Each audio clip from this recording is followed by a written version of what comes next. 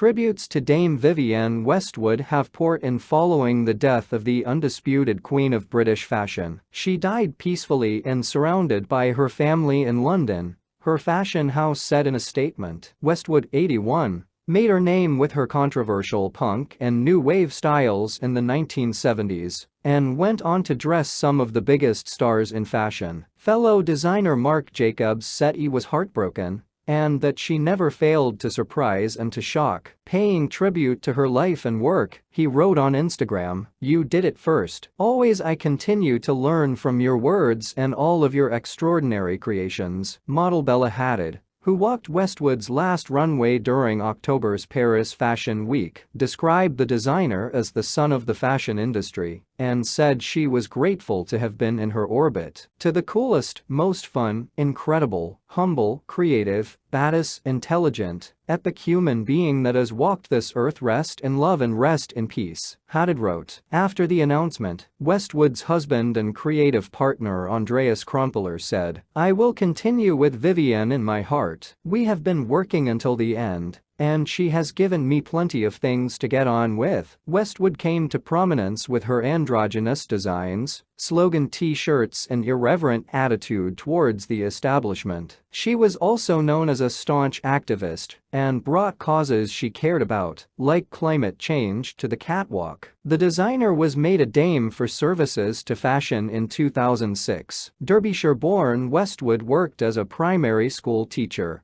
before setting up clothing shop Let It Rock on King's Road in Chelsea, with her then partner Malcolm McLaren in the early 1970s. The business was later renamed Sex and McLaren began managing a punk rock band made up of shop regulars, the Sex Pistols. They shot to fame in 1976 wearing Westwood and McLaren's designs. One shop worker was a young American who went on to front the Pretenders. Paying tribute, musician Chrissie Hynde said, "With Westwood gone, the world was already a less interesting place." Singer Boy George, who first met Westwood in the early 1980s, called her great and inspiring, and without question the undisputed queen of British fashion. Fashion designer and Spice Girl Victoria Beckham said she was a legendary designer and activist. Actress Kim Cattrall described her on Instagram as a true genius who never lost her northern grit. She shared a tale of Westwood's generosity and kindness, creating 3 dresses for the Sex and the City star in 3 days,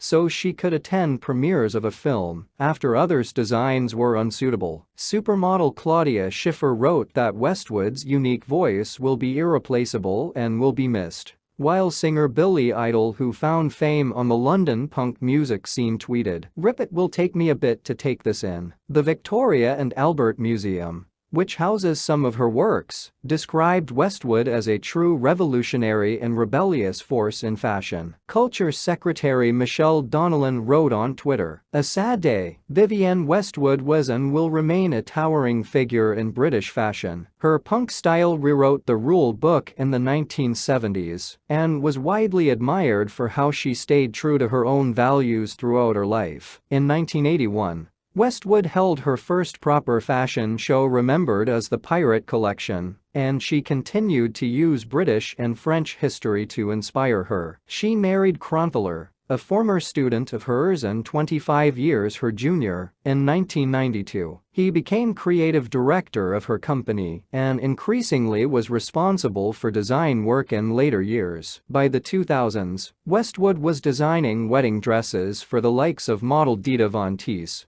who dressed in her purple gown to marry singer Marilyn Manson, and Princess Eugenie, who wore Westwood designs for the wedding of Prince William and Catherine. Her designs also featured in the 2008 film version of Sex and the City. Memorable runway moments include her 9-inch platform shoes, which famously tripped up model Naomi Campbell, as well as climate change. Westwood became a vocal supporter for the release of WikiLeaks founder Julian Assange, who is fighting extradition to the US to face charges under the Espionage Act. In July 2020, she dressed in canary yellow in a giant bird cage, warning over an Assange stitch-up. Assange's wife Stella, whose wedding dress was created by Westwood, hailed the designer as a pillar of the anti-establishment. Writing on behalf of her husband, who is currently in Belmarsh prison, she said Westwood was a good tribute to Dame